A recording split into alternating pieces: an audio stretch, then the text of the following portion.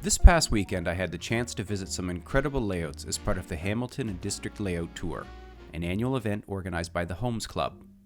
Gary Courtemanche's detailed 1940s industrial scenes, John Johnson's sprawling Pennsylvania layout, Justin Perry's modern Northern Ontario setup, the Homes Club huge Toronto, Hamilton, and Buffalo layout, and Ron Tuff's masterfully crafted BC Rail all stood out. Let's get started.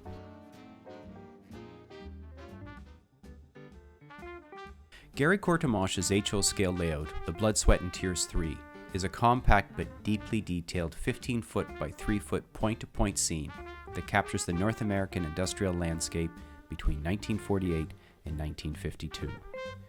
Every inch of this layout tells a story.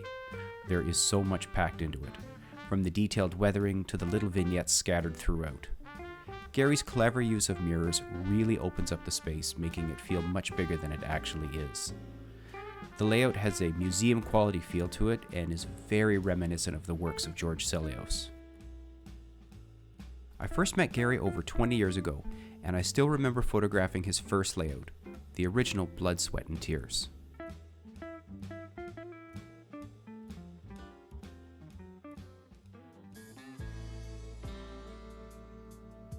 John Johnson's Grand Trunk Southern is an 11-foot by 22-foot N-scale double-deck layout set in central Pennsylvania in 1969.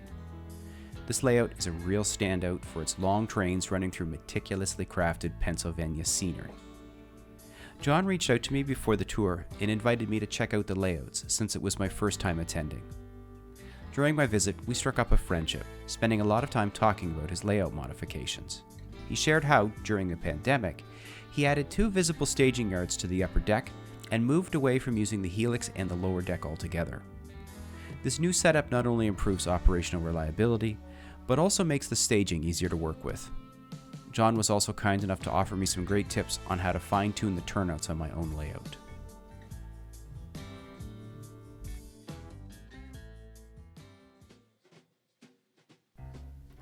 The Toronto, Hamilton and Buffalo Railway, the TH&B, hosted by the Homes Club, is a massive 62-foot by 33-foot HO scale layout, modeled after the Hamilton, Smithville, and Welland areas between 1954 and 1958.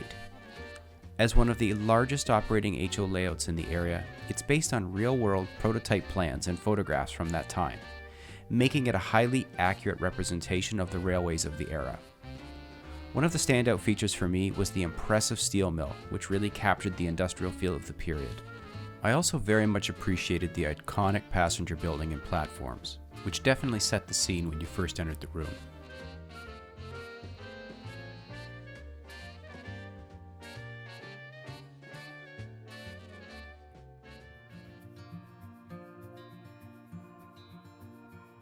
Justin Perry's ASX Superior Division is a 24-foot by 28-foot, 3-level N-scale layout set in Northern Ontario and based on 2016 operations. The layout is proto-freelanced with CN, CP, UP, and BNSF run-through power, and it features 4 staging yards and 2 helixes. Justin has just finished the 3rd version of the benchwork and track work, so while the scenery is still in progress, the layout is incredibly impressive from an operational standpoint. His advanced DCC control system is probably the most sophisticated I've ever seen. On top of that, Justin was really generous with his time, offering some great suggestions for turnout control and wiring that I definitely will be planning to try out on my own layout.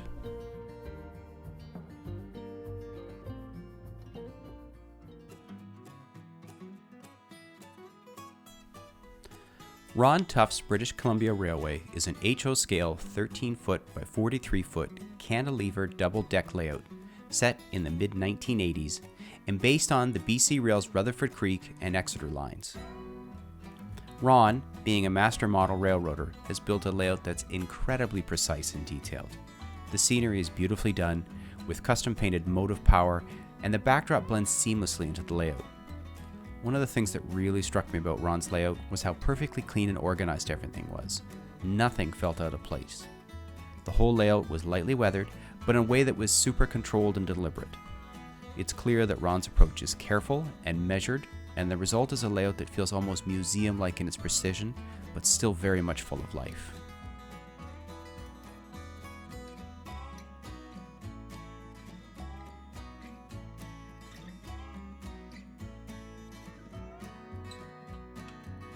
So that wraps up my visit to these incredible layouts on the Hamilton and District Layout Tour. Each one offered something unique, and I'm grateful to the hosts for sharing their work with me. I hope you enjoyed the tour as much as I did. I'll see you next time.